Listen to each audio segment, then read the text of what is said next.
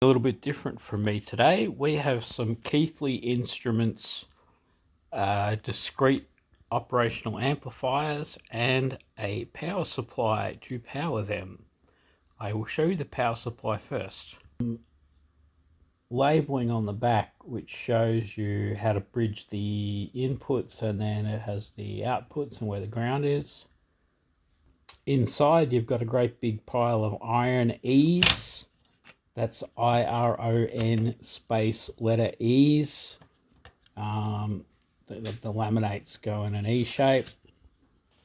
And there's some diodes and some fuses. Originally they were the flat type round barrel type fuses, and someone deemed fit to put in removable, easily replaceable fuses.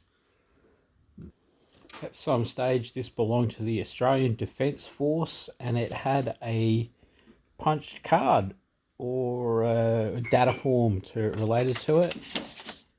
Whoever had this before drew up a little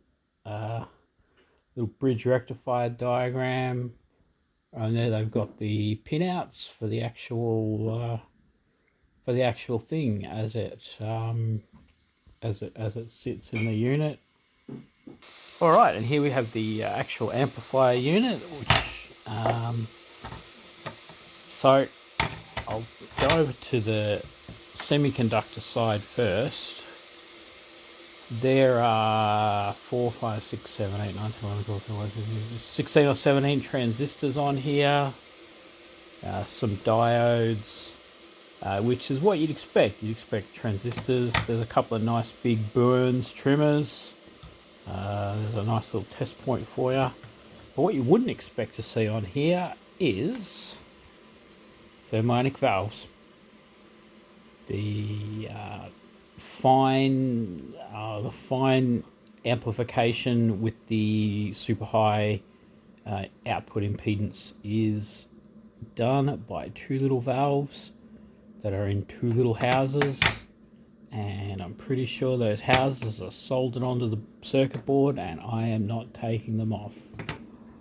So that's what's inside these Keitheley 300 amplifier modules. There is a schematic available. I will link to that in the description below when I upload the video. That is all. Thank you.